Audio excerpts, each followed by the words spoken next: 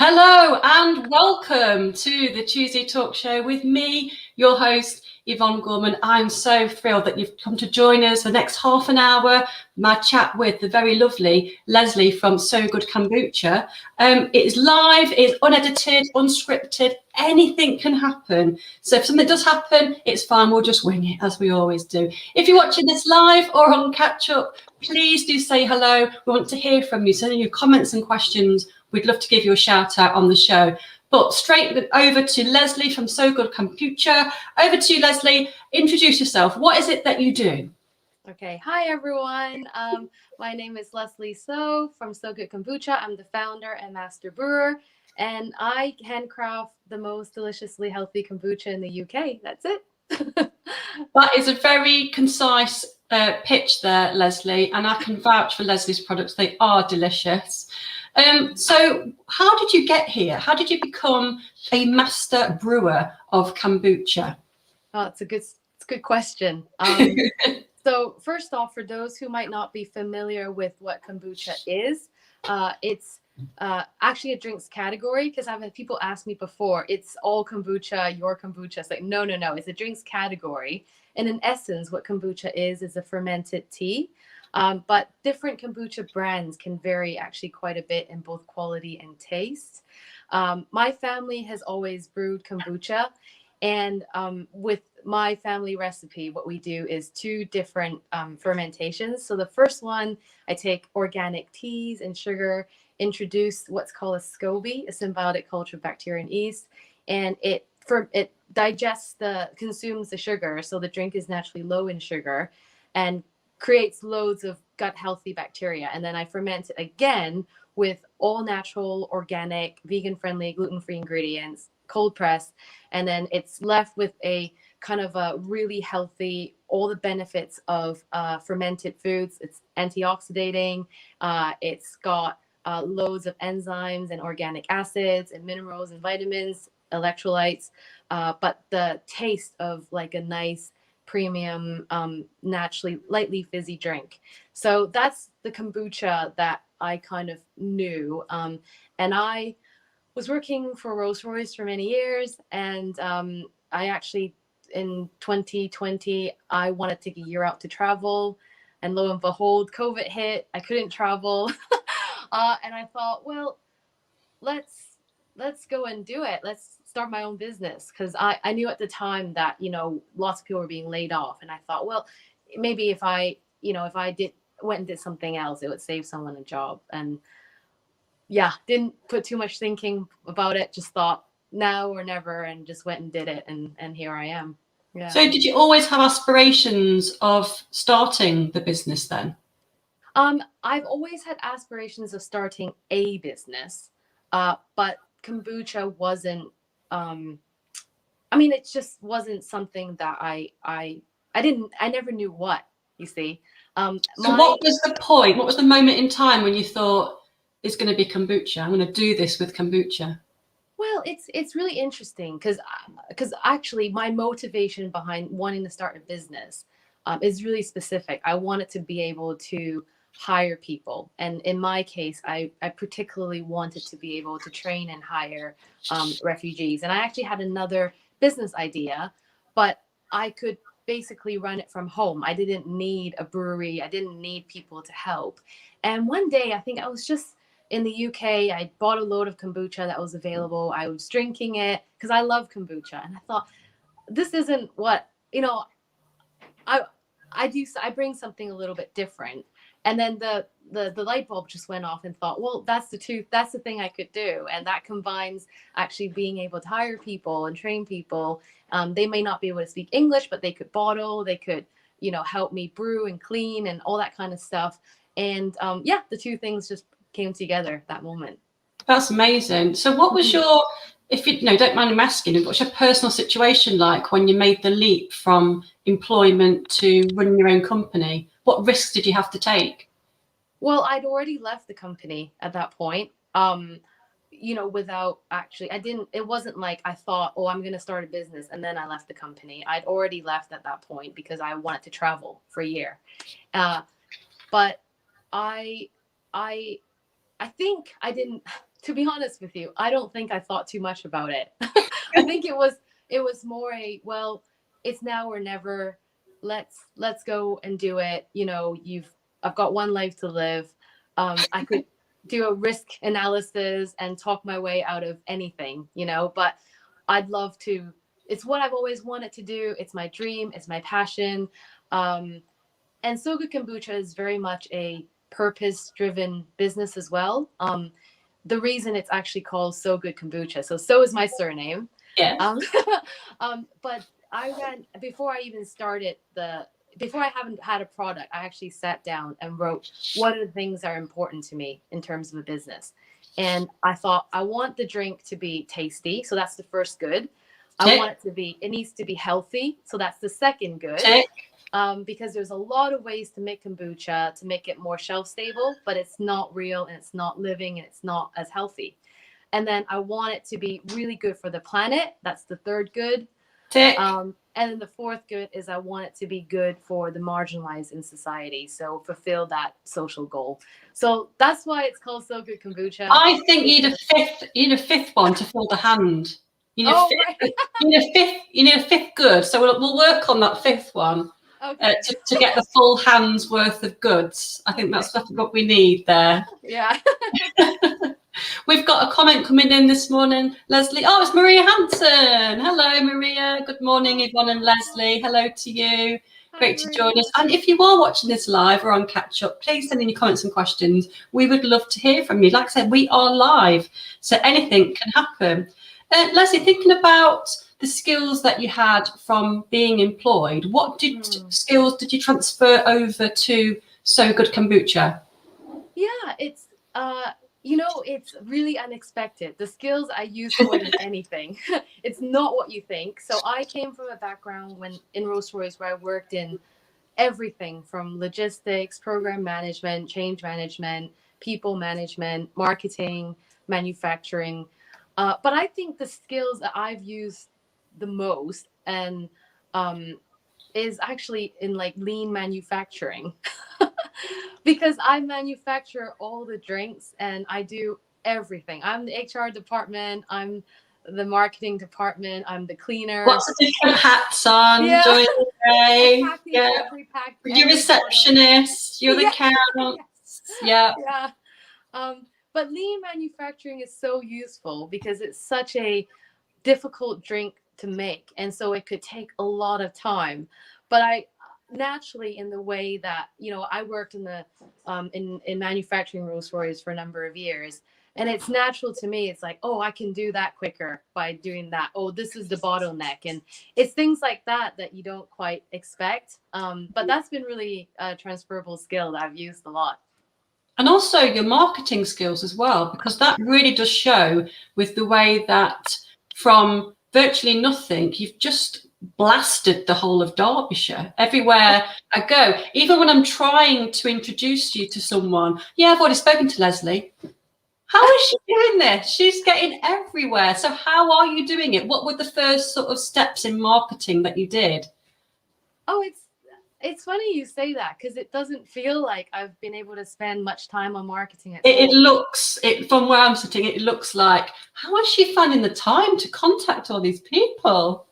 Yeah, I don't know actually. I think it's actually from what I found about Derby is that it's full of really helpful, amazing business people, business owners like yourself. Like when I met you, I remember you connected me with loads of people, and some of my earliest customers and clients were from your introduction, and even things just like sharing something on Facebook, LinkedIn. Unexpected places. Like I've had a lot of help and support from my colleagues, from Rolls Royce. And it's been so nice. And you just think, wow, they didn't have to help me, but they have chosen to help me. And I feel like that's a really good thing about the Derby business community. And I appreciate that so much. It's amazing, really. I think it's because they obviously see your passion, Lesley, for what you do and how you can help the community, and having a handful of wins as well to go, we can do all these things. If you buy a bottle from me, not just having a drink, you are investing in all these wins. You know, it's compelling, isn't it? People are bound to want to help you. And the branding is fantastic as well. How did you find the designer behind the brand? Yeah, so actually with great difficulty. It was when I first started, one of the things that took the longest was actually getting the branding right. And in the end, the logo was designed by a lovely friend, and she's actually a university student. And the rest of the branding and the label came from a professional graphic designer I found online in the US. And I think you're right. Like I didn't think it was going to be so essential and so difficult, but I'm glad I took the time to do it, because it's what grabs people's attention. Yeah. It's your identity, isn't it? And it's worth investing that in. Definitely, right from the beginning, and that's a fantastic example of not, you know, scrimping on that stage. Yeah. And what a fantastic piece for their portfolio for your friend at university. This amazing brand that's getting everywhere as well. They must be absolutely thrilled with getting their work out to such a wide audience as well.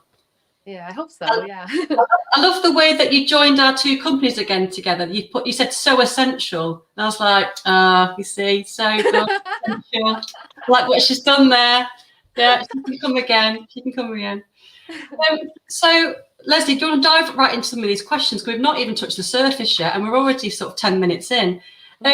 What have you learned about yourself over the past year? I remember having a conversation with you before you sort of blasted onto the scene. And we were talking about making sure things were sort of perfect. And I remember very vividly, tell people what I said to you about getting over that feeling. It was so funny. Like, yeah, we met we met before I even had a product. And I think I was going into the nitty-gritty of just, I don't know, I don't remember. Like things I still don't have, that, issues I've still not come across. And I remember, I think my recollection was that it was, you just told me one thing and it really changed that place in time, where you said, just don't worry about everything being perfect. Just get yourself your product, get the product right. Yeah. Is that what you remember? Yeah, absolutely. I remember thinking, why is she thinking about all these different details and problems that haven't happened yet? And just go do it. Just do it. Forget it will never be perfect. My business isn't perfect. It's never been perfect. It will never be perfect. And I think a lot of people, I'm glad that we've brought that up, Lesley, because the people watching this who are waiting for something to be perfect before taking that leap of faith and starting something, it could be perfect, but it will never be. There's always something that you can tweak or improve, or you wish you didn't do. Just go for it, for sure. So what else have you learned about yourself over the past year? Yeah, I think it's quite humbling, really. I think I can do everything, and what I've learned is I could do everything if there were 10 of me, but not if there's just one. And I find that it's quite difficult for me to let go, and I always feel like, because my name's in the business, and your name is on the brand and everything. But so personal. It's so personal. Yeah, but I need to let go. And the other thing that I find really humbling as well is that the amount of support and help that I've had from people that I just hadn't expected, really people who've become really good friends that I wasn't even that close with before. And just everyone, like a lot of colleagues from Rolls Royce, places where I worked before, even around the world, kind of saying, "Oh, go for it." Let's use this platform to give them a shout out. Who would you like to give a shout out to? Oh, here we go. Put you on the spot. Well, I have to thank the Carnells. So Zora and they're amazing. They've been absolutely amazing. Colleague Box, I think, have definitely gone above and beyond in terms of supporting me. yeah, I'm gonna leave a lot of people out, so I'll probably stop there. Yourself, I think we'll be here all day, I Yeah. think, from the amount of support that you've had, which is phenomenal. Yeah, It really has been amazing. So what do you think is the hardest thing about running your own business? You touched on needing sort of 10 of you at the minute. So how are you coping with that? What are you doing to get over that?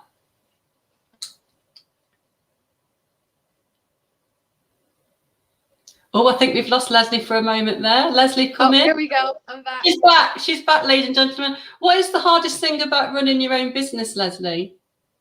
I think it's just I can lose perspective. I think one of the hardest things is I lose perspective. I tend to worry, right? So even when you first met me, I'm worried about this, I'm worried about that.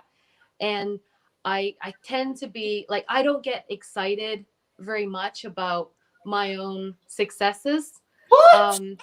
I find that really difficult. So even if something like amazing happens, inside I feel very difficult to kind of, I don't know, just accept that, oh, that's something good that's happened. So what I've learned is actually having people around me who are not like that is really helpful. Just to bring a different perspective in, just for someone to say, you need to realize you've only done this for this many months. You've done really, really well. And it's a small thing, but it means the world when you just, so many times I feel like everything's going wrong. I'm rubbish. Nothing goes right. And for someone just to say that to you is so important. Or even when people say to you, oh yeah, I've heard of your company. You're like, oh, have you heard of my company? How exciting. Yeah, exactly. Your brand as well. That's really exciting. Yeah. And I think I lose perspective really easily because I tend to be so hard on myself.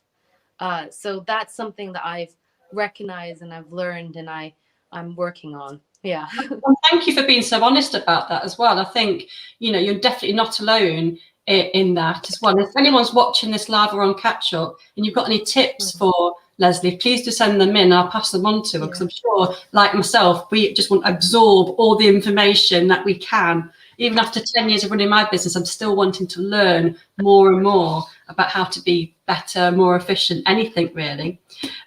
So before we go into sort of the good stuff, one last question. I think it's one that's really important. When was the last time you were at the end of your tether and you thought, what am I doing? Why have I done this? Have you had that sort of feeling, and how did you get out of it if you have? Oh my goodness. So honestly, the whole month of August, every day, I was like that. Every day. And the people who are close to me will know that every day I'm like, that's it. I can't do it anymore. And yeah, I find it really difficult to celebrate success and to think that because the thing is, I've chosen to do a product that's live, it's living. It's, if a kombucha has got really stable, it's simply not easy, that product. Yeah, exactly. If a kombucha has got good shelf life, it's filtered or it's not, it's got artificial sugars or something. So there's something that will happen. And it's the little things that often upset me the most. Like couriers, like bottles breaking. I guess. Yeah. Yes. Yeah. Because it's like I spent so long, it's so hard getting the product in the bottle, and then that last step of getting to the customer, and I'm like, they're never gonna buy from me again. They're not gonna, people are like, but it's not your fault. But it doesn't matter because the customer has purchased the product and they want it, and if it doesn't arrive or the bottle is broken, it's my fault.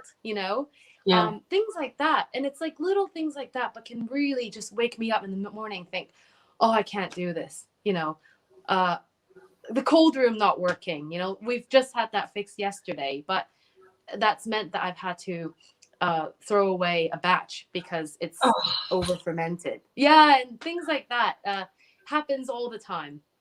And how do you get out of that mindset then? How do you continue? during that day? You've woken up and you found out a batch of your product has, you know, it's been rerouted somewhere in the courier depot, won't get there in time. How do you get out of that mindset and still remain positive to continue working that day? Yeah. So it's really interesting because I had a really good chat with my best friend right when I was really, really stressed. And it was because I had a deadline I was going to these festivals. I need to brew enough. I had a specific deadline and a number of events I needed to hit. And she said to me, time as well. You've only got a certain amount of time to brew. So it is critical, isn't it? Yeah. And she said something to me that was completely unexpected. She didn't say, take a day out, go for a spa day, because I couldn't, because you can't. I couldn't, yeah. But she said to me, she said, Lesley, you just tell yourself over the next couple of weeks, you are a robot.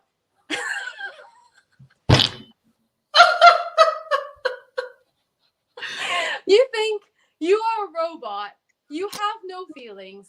Robots need, juicing up every now and then, oiling. You have to have electricity. You need to eat. You need to sleep. You need to power down. But for the next 3 weeks, you are a robot. And it's so funny because that's resilience, isn't it? Yeah. But it actually helped. And I would wake up, and when there's something just, I don't know, 25 liters of kombucha spilling everywhere, I think, I am a robot. I'm going to go and I'm going to clean this up. I am just going to do it. Robot. And that friend should write a self-help book all around being a robot. It would be a bestseller for sure. Because that is, like you say, it's resilience. Robots don't worry about things that haven't happened. They don't worry about perfection. They just do what needs to be done. She's got a best-selling book right there, I think, definitely. Absolutely. Yeah. You couldn't be a robot forever, but for a defined period. Yeah. Turn on robot mode just for this week or this day or this hour and just get it done. Absolutely fantastic. Well done to your best friend. That's really good. Yeah. We are flying through time, Lesley, as I knew we would do, especially with your show. So I'm going to go over to a new part of the show, which is called Ask Me Anything. This is where my guest gets to ask me anything. I don't know what Lesley's about to ask me. So Lesley, ask me anything. Okay. So you spoke to me before I had a product, and it's insight and advice that's changed that period of my time.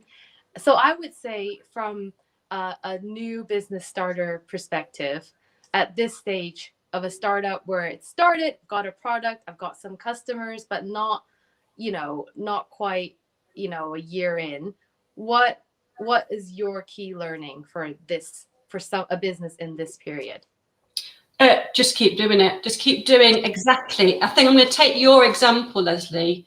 Keep doing what you're doing because you're doing it well. You're on the right track, and it can only get bigger and better with your recipe. Literally, your business recipe that you've got right now is working so well.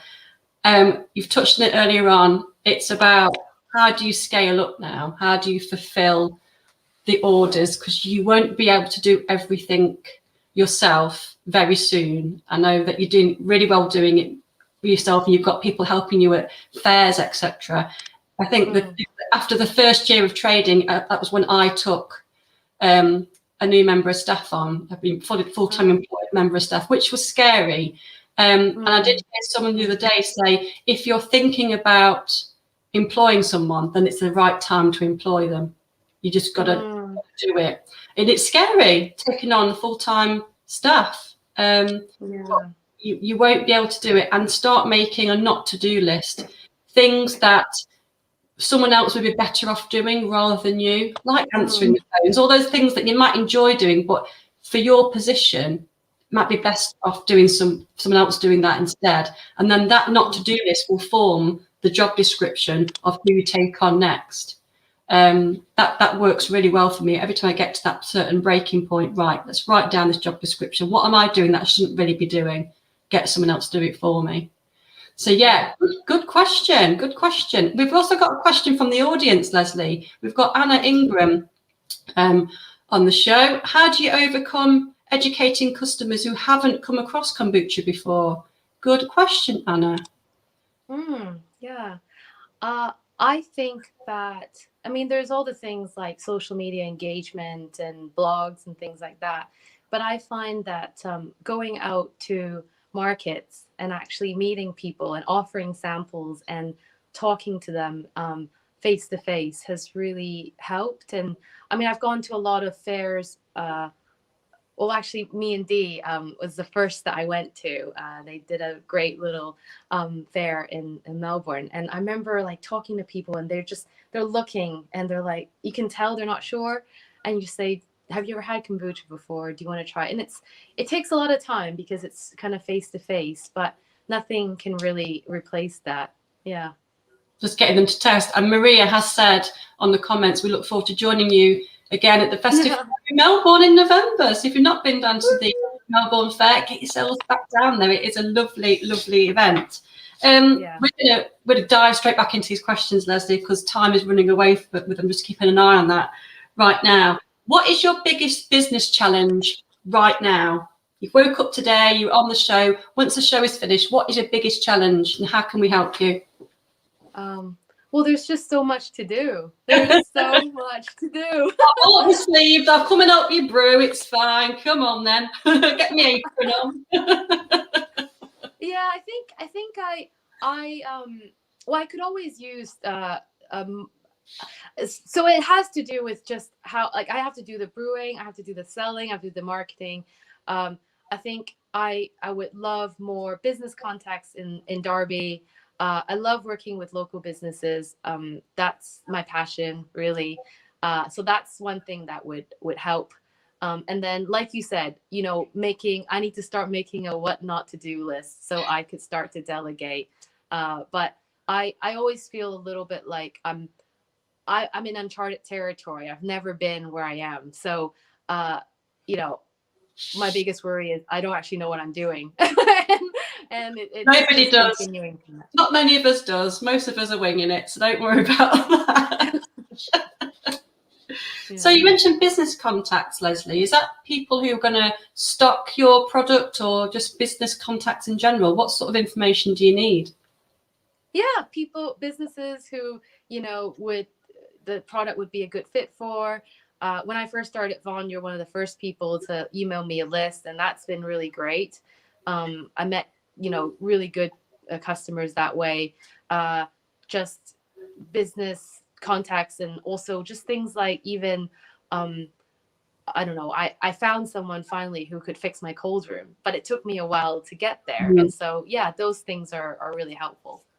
So if people are watching this live or on catch up and you think you can help Lesley with her business in some way, shape or form, are you welcoming emails and contacts, Lesley? You welcoming that sort of introduction? If you say, actually, no, if you have this problem, Lesley, I can help you with that. Would you welcome that? Yeah, definitely. Yeah. I'm on LinkedIn, Lesley So, or you can email hello@sogoodkombucha.com. It's on the website as well. There we go, ladies and gentlemen. We've got the direct email there to Lesley So.